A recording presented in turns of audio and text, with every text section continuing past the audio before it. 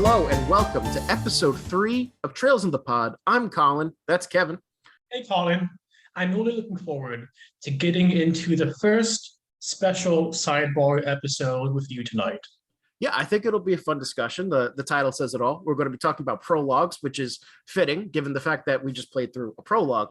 So we are talking about both in general and we're talking about them in video games. So Kevin, we've talked a little bit about this in the past week to prepare, but the more and more I think about it, I'm not even sure I know what a prologue is. So what's your take on it? What defines a prologue in a piece of media? A prologue, to me, is something that's related to, but not strictly an integral part of the main story, in that it belongs cohesively without any seams or separation, because otherwise it would just be chapter one. It has to do something on its own. Maybe it can't be to set up the main story, the novel, the game, or to provide some foreshadowing. That's pretty common in fantasy novels, but there's something almost whole and cohesive about a prologue we don't really see for chapters. Okay. The way I've been thinking about prologues, I've been we're both from a classics background, Latin and Greek. So what do we do? What do? I go back to Aristotle, because that's what you should do, to look up the etymology of the word. It comes from the Greek prologos, which literally means the account or the story beforehand. What it refers to is these little snippets of narrative text that occur in the beginning of tragedy before the first choral ode tells the Athenian audience or the audience watching the play the context. This is set in Thebes. This event had just happened.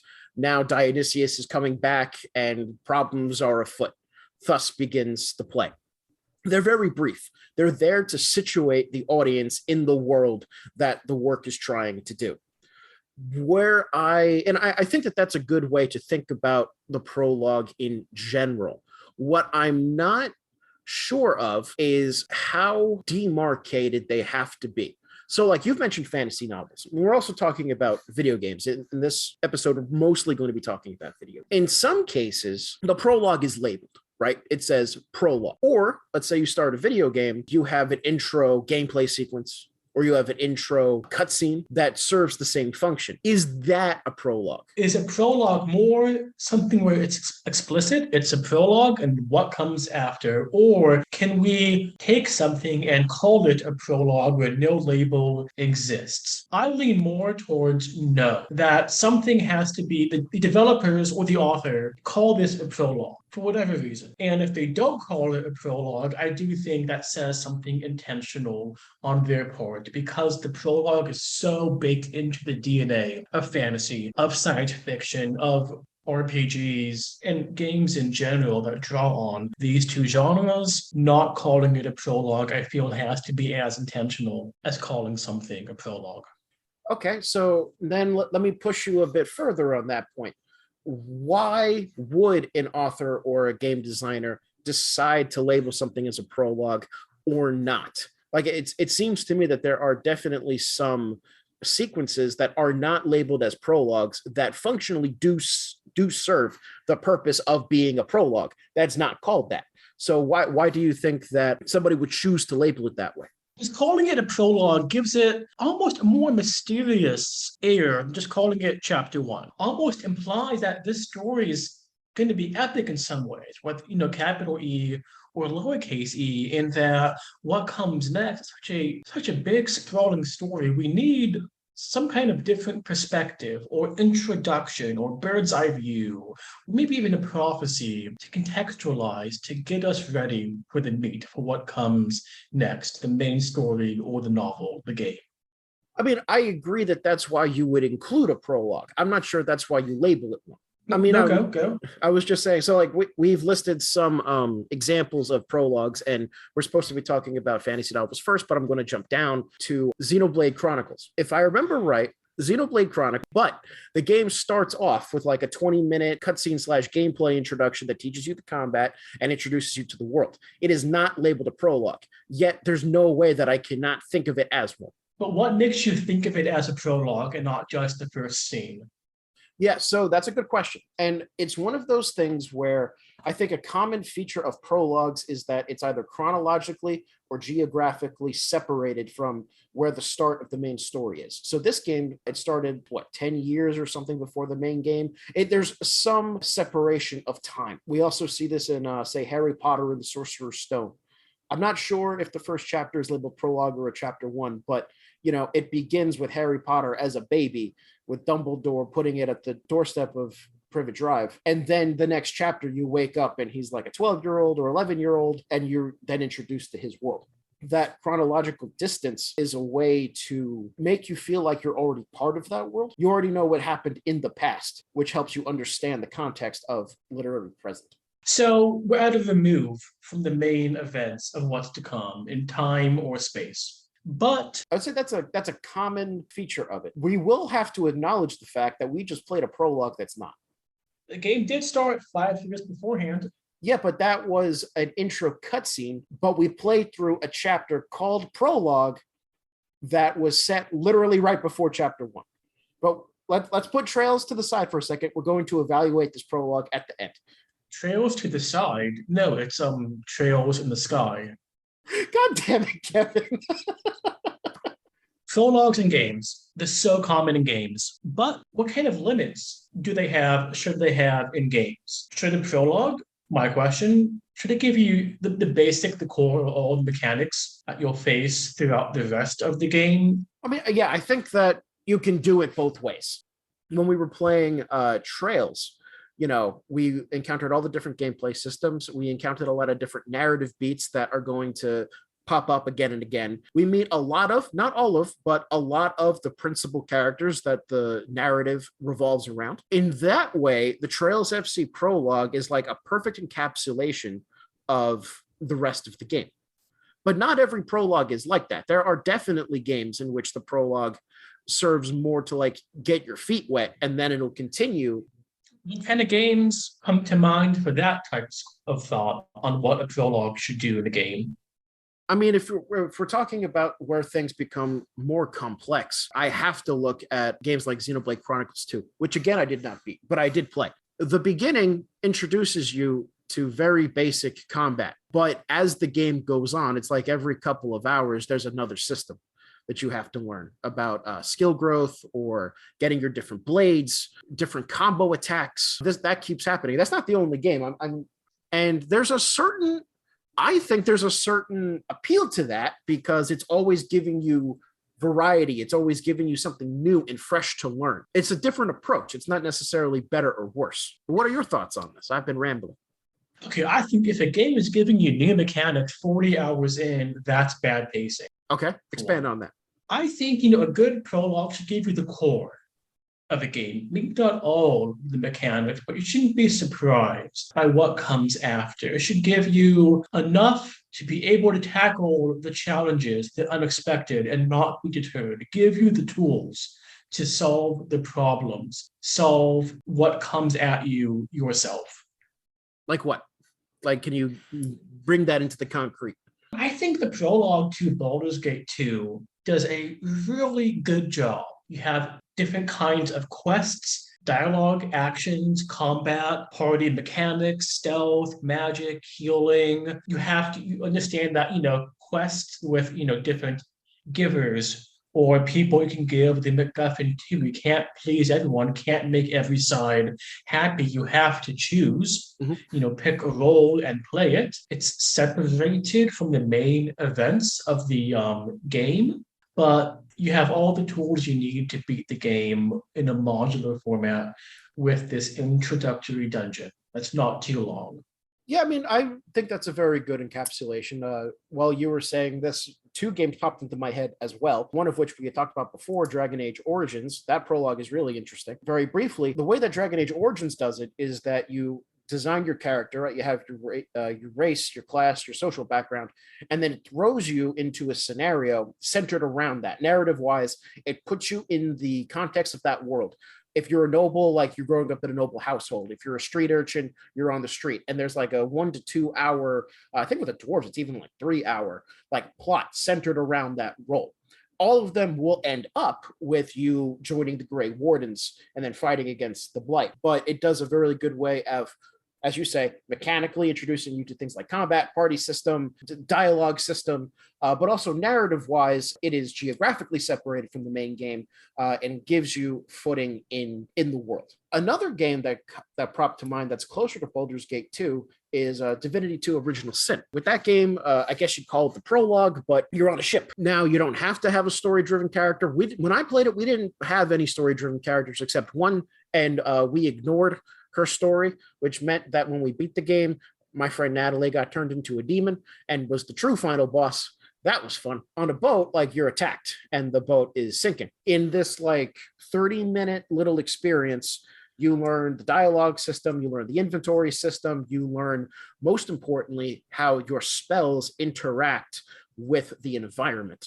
Right, there are little puzzles you have to solve, but also just playing through the combat, you see that. While there are other mechanics that are introduced once you get off that ship, such as teleportation, skills that will change how you play. If you're an undead character, you have to learn how to put on somebody's face so that people don't get mad at you. The core of environmental manipulation is present there from the beginning, and that's the toolbox that lets you play through the rest of the game. So it seems... But also, no, go on.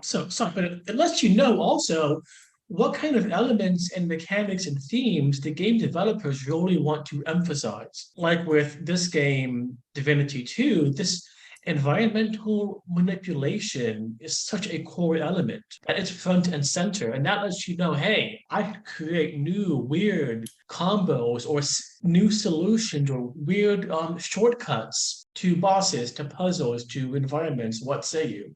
I have a question for you, because we've talked about how the prologue should introduce you to all of the mechanics so you can get through, right? What that also means is that, at least in this conception of it, games should not introduce new mechanics that are at least a serious departure from what you've been told. Now, I have not played through this game, but I know of the fourth Fire Emblem, I think it's the fourth Fire Emblem game, Genealogy of the Holy War. And I've played through the beginning of it, so I know that it's not in the tutorial. A serious part of that game is that you have to get your characters supported up so that when a time skip happens, they have babies, because you're playing those babies, which means that mechanically this is incredibly important, because you can design how your army is in the second half of the game if you know about that, but you're not going to know about it as a first-time player, which means that this game does have replay value, but it also means that you can get fucked pretty easily if you don't know.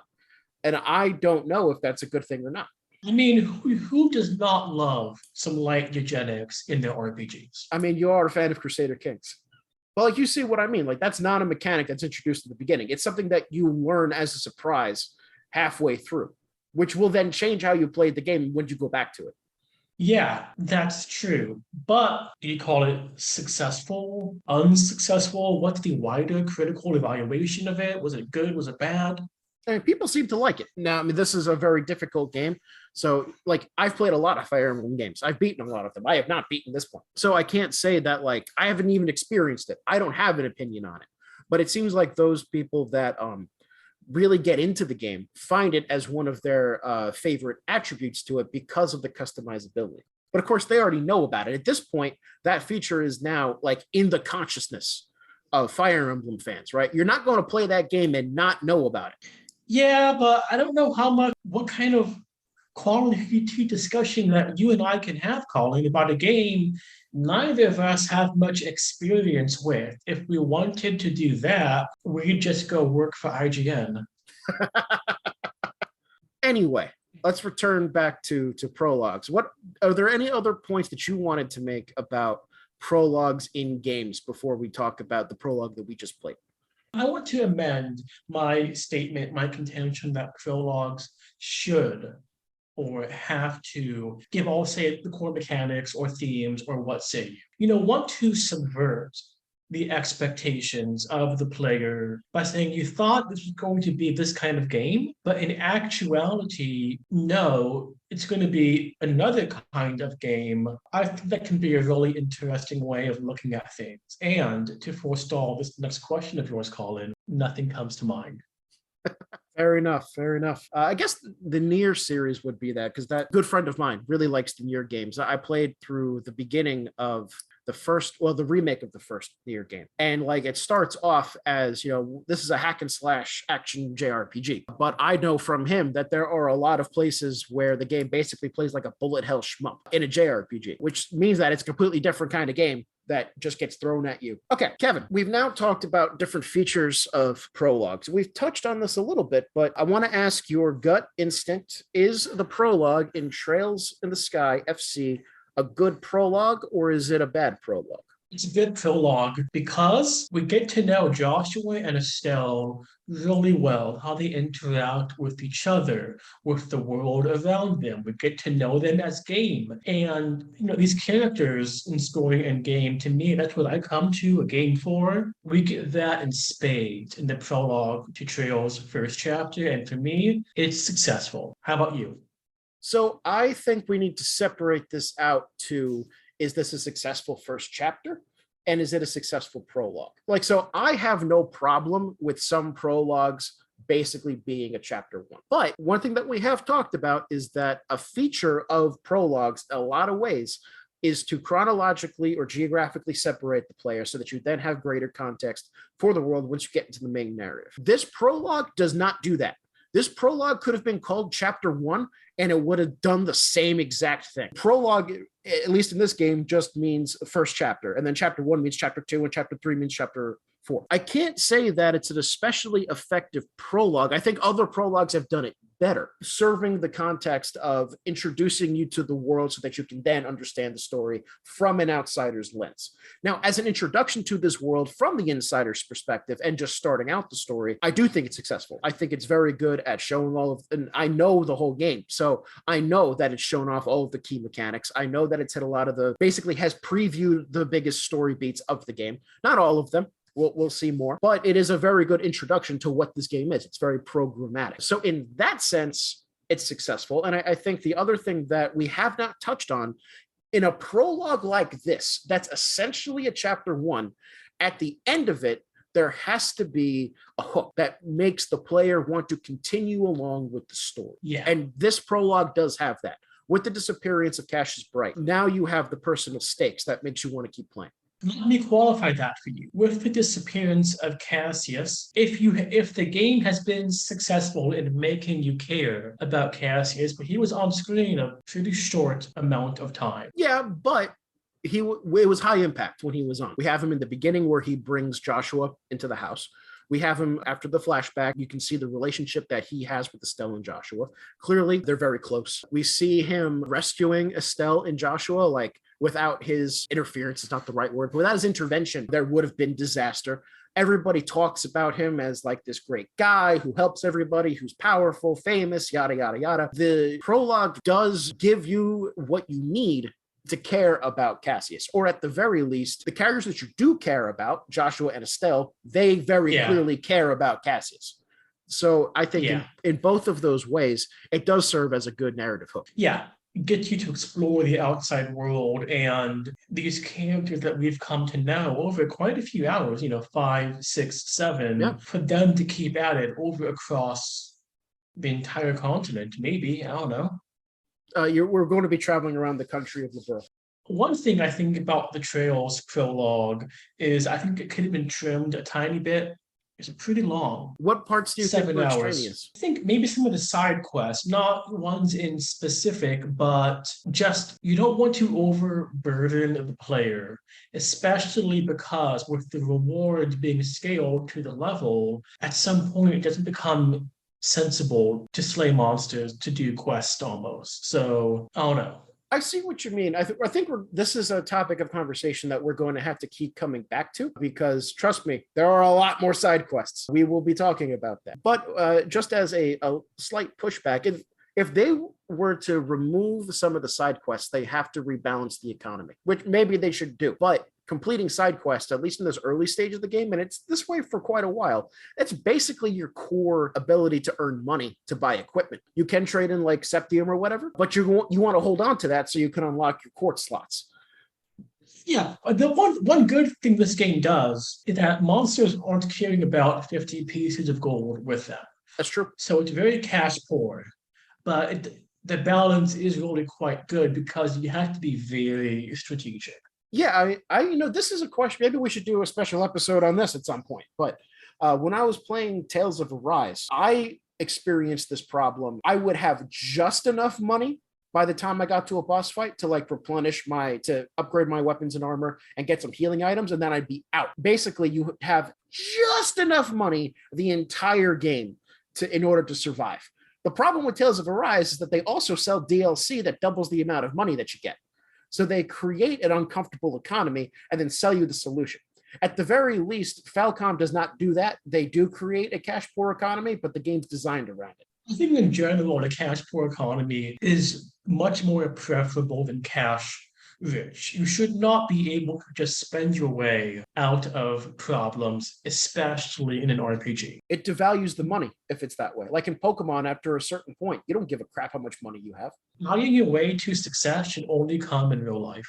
Indeed. So it sounds to me like we both think that the prologue in Trails is pretty good. Depending on how you define prologue, it's a good prologue or it's a good chapter 1. But it does do a lot of the stuff that we've said that prologue should do. Introduce the character narrative-wise, introduce the gameplay systems, and all of that. Do you have anything else you want to talk about? Would anything change if we called this chapter 1? No, not one thing would change.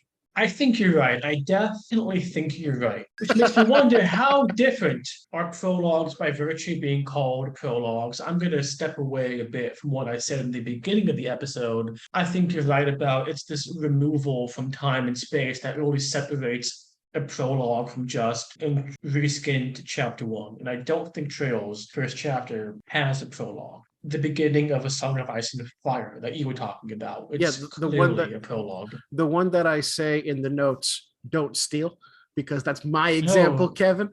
So when we started talking about this topic, my first thought was that prologue. For those that don't know, you open up the first book of Song of Ice and Fire, you open up Game of Thrones, you're introduced to the world of the North, the Night's Watch, and you see a little bit of the social classes that are there. You get a sense of this is a bit more gritty than most fantasy stuff. You also run into a White Walker. The White Walkers don't come up again for like 3 books, but they are mentioned as like a possibility or a mythical thing. But we know that they actually exist because they were there in the prologue. So that primes the reader look at these mythological claims with a skeptical eye until they actually get introduced to the main story. It makes the titular Game of Thrones going on, the War of the Five Kings, seem so much less important because you know what's coming out of legend and no one is ready to do what they need to do. To circle back to a point that you made, because you talked about this in the beginning, and I think it bears repeating now that you've backed away from your distinction about what a prologue is, that you just said that you don't think it has to be labeled a prologue to be a prologue. It's actually, its features inherent in it. But the decision to label something a prologue or not still has an impact on the player or the reader. By virtue of us thinking that it's a prologue, we will think about it in a different way than just here's an introduction, like here's your chapter 1. Yes, I think sometimes stuff is called a prologue when it maybe shouldn't be called a prologue. It's because the developer, or sometimes the writer, but most often the developers, they want to tap into this mysticness, this mystery, whatever that's attached to prologue so often in fantasy and sci-fi, but especially fantasy media, falling into this common cultural literary tradition and asking us to view it in this particular frame of reference. And that lens being, okay, I expect to be introduced to this world. I expect to be introduced to the game systems. I expect this to give me a foundation to move forward. You expect it to be big in some ways when most chapter 1's introductions are small, on a farm, in the streets, in the castle, whatever. The word prologue definitely primes you to think this is a huge game. Yes, for good or for ill. Yeah. Well, with that, do you have anything else you want to talk about prologues? I think we've about covered it. I don't have anything more. I think that not every prologue is a prologue. Some chapter 1s are prologues. Yeah, and some prologues are chapter 1s. Well, with that, my friend, thank you so much for listening to this episode of Trails in the Pod. We will see you again next week. Bye-bye.